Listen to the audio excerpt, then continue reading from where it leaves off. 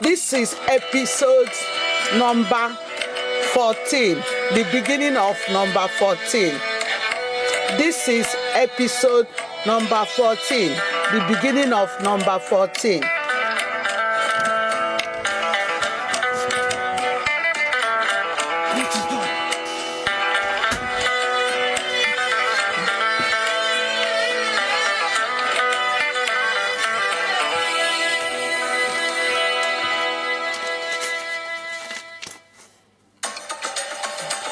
Present-day Ghana and Côte d'Ivoire, or Ivory Coast.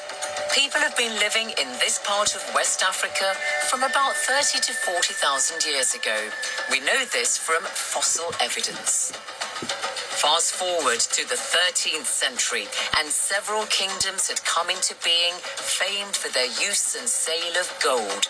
The most powerful of these was the Asante. In this episode, we see how the Asante remained deeply attached to their traditions and culture, even in the face of adversity and conquest, and how women were in the forefront of their battles for survival.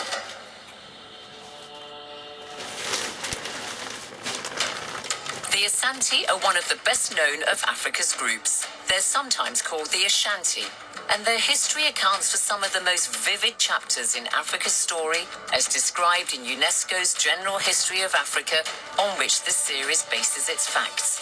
We'll see how they fought bitterly and bravely, their rulers enduring long periods of exile in order to maintain their proud traditions. First, who exactly are the Asante? Well, they belong to a much larger community known as the Akan, who make up about 45% of the population of modern-day Ghana and around 33% of Côte d'Ivoire. The Akan include many other subgroups like Twi and Fanti in Ghana and the Baoulé and Abron in Côte d'Ivoire. To get an impression of the mix of these ethnicities, I go to the Azmira restaurant in the Ghanaian capital Accra, which prides itself on serving a wide variety of dishes. Local fashion designer Linda Amper, her husband Carl and daughter Nawarama helpfully take me through what's on offer. Every region is represented in this restaurant. So what, oh my, this is a huge, what is this that's just So this is called Impotompoto. This is from the eastern region of Ghana, and it's made from cocoyam. This one is kontomire stew. This is typical of Ashanti, and also Ekwiapem and Achems. So it's really the Akan food. That's Banku. Oh, this is Banku. Oh, I'm getting my fufu mixed with my Banku. This one is from the Volta region of Ghana. Right. What's this sauce here? It's hot pepper sauce. And what's this known as? Shito. It's called shito. I'm glad it's got an O on the end of it. It'd be a problem if it didn't.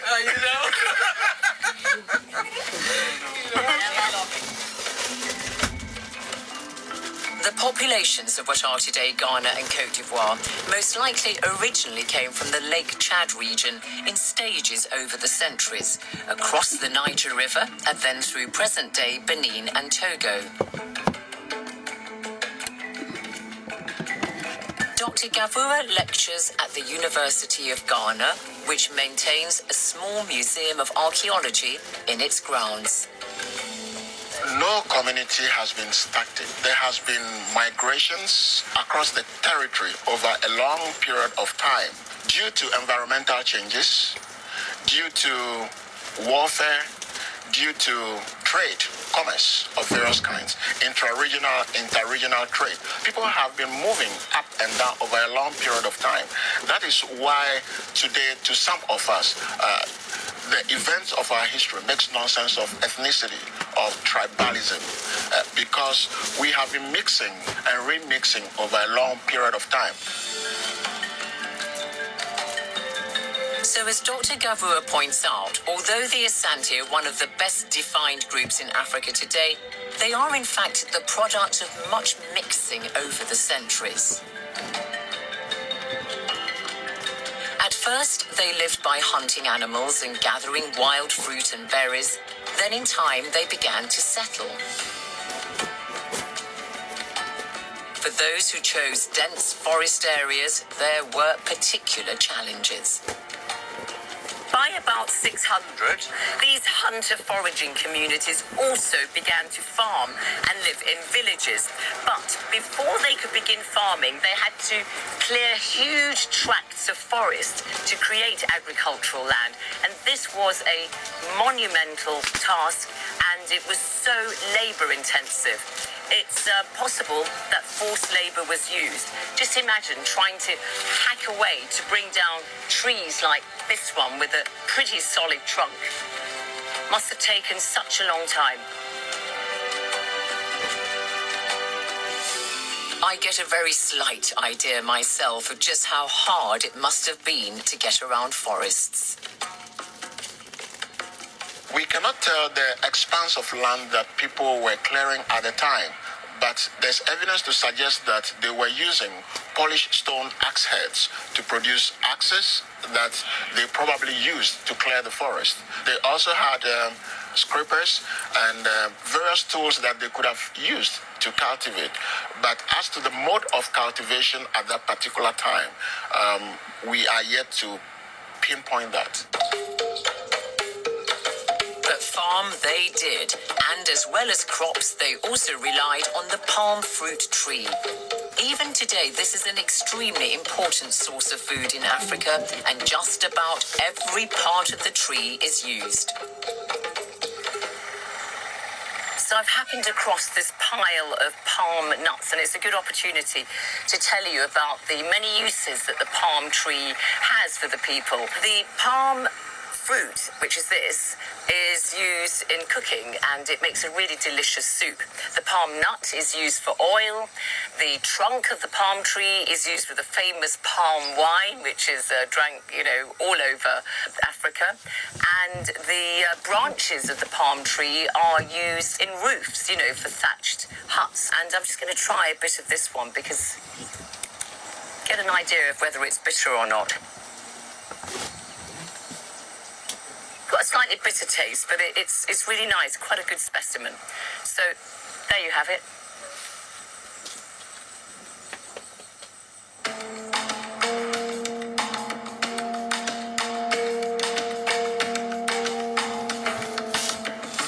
As communities became more settled, they developed chiefdoms. Some of the bigger ones had complex social, economic, and political systems, like the Asante.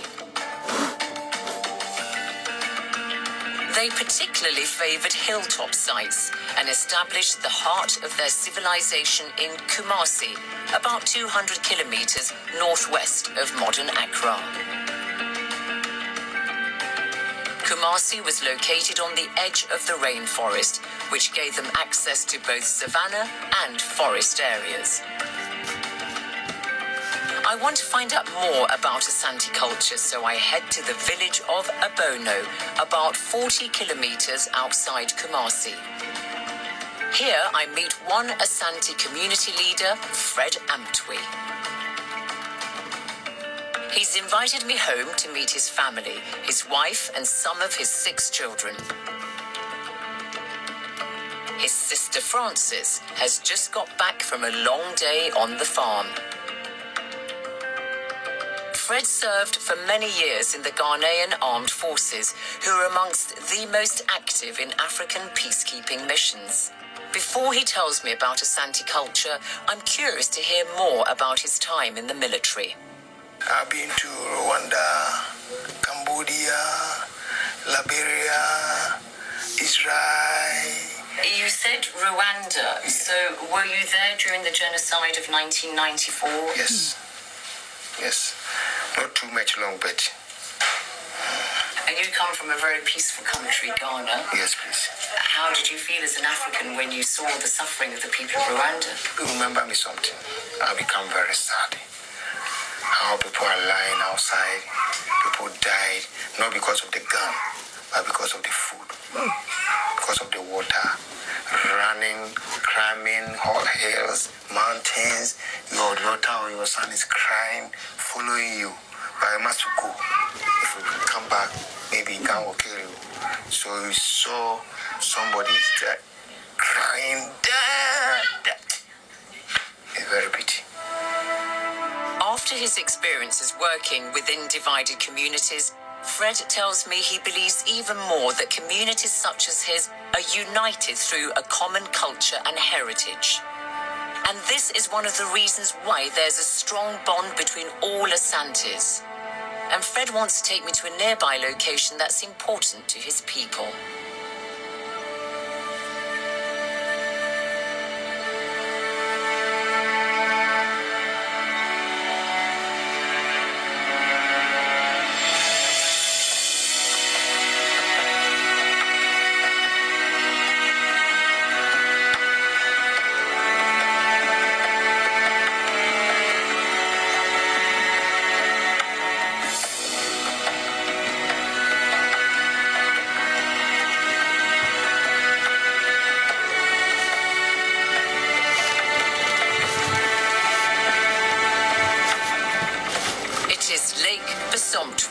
Which is situated within an ancient crater and is more than 10 kilometers in diameter.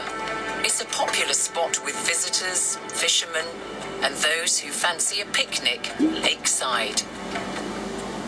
It's obviously a lake of great natural beauty, but it's also got huge significance culturally for the Asante people, Yes. or as some people say, the Ashanti people. Yeah, the Ashanti.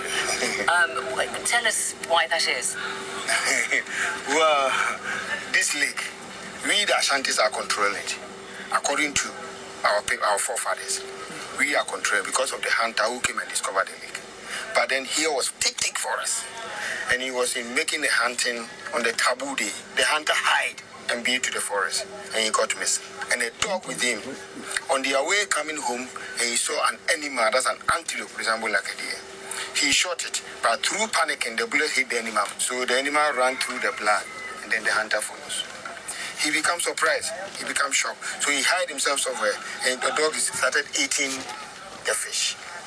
And that animal, antelope, in our language we call it ochi. And then a deity, we call it possum. So we combine it together, possum, she.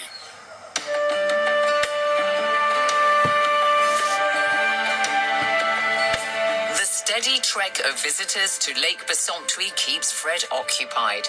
He works as a supervisor at the site.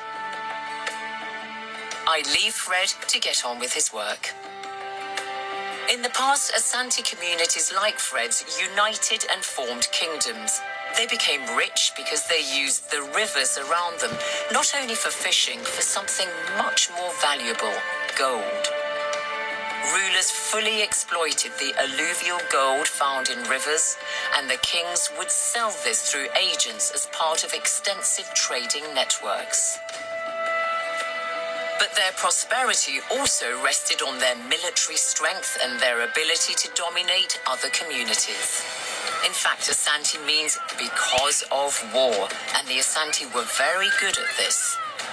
Through their gold sales, Asante kings had the means to buy weapons and ammunition, which gave them a decisive edge in battle.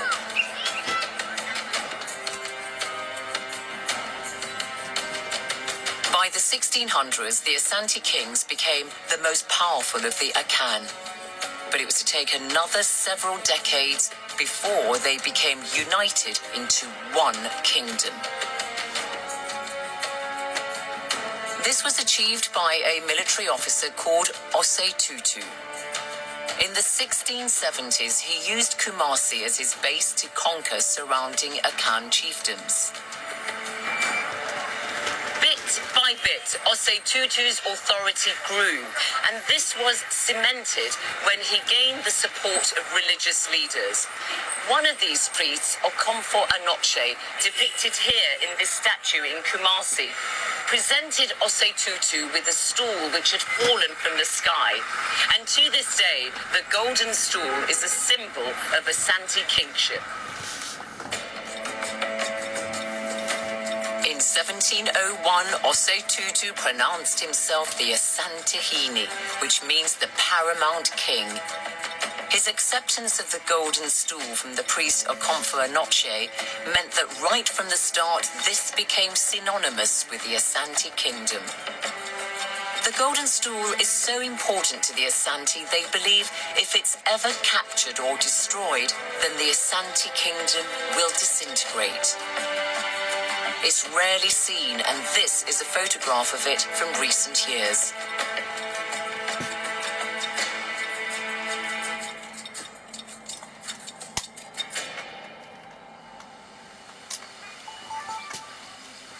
Along with the paramount king, the Asante also have an organized hierarchical structure that includes lesser kings and chiefs. Praise singers at the home in Kumasi of one of the paramount chiefs of the Asante, who serves as an advisor to the current king.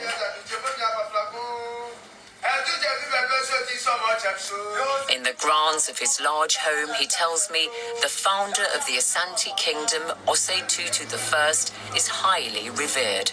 Well, back in the 17th century, King Osei Tutu I and his confidant, Okomfo Anochi, they came from Akwamu, somewhere around eastern region in present-day Ghana, and came to Kumasi. When they came here, they fought. They conquered some of the people who were living in here already, and they established themselves as the supremos of this area. King Osei Tutu and Okomfo Anochi decided that they should get a new stool that Osei Tutu will occupy. And Okomfo Anochi did some magic or some conjure that one nice golden stool came from the heavens, and it came to sit on the lap of King Osei Tutu, and King Osei Tutu became the Asante Hene. We talk about him because he's the one who established the Ashanti kingdom. He fought many, many wars and conquered many, many areas. So he is the one who actually established the Ashanti kingdom. We still talk about him. This is the reason why when King Osei Tutu II took his name at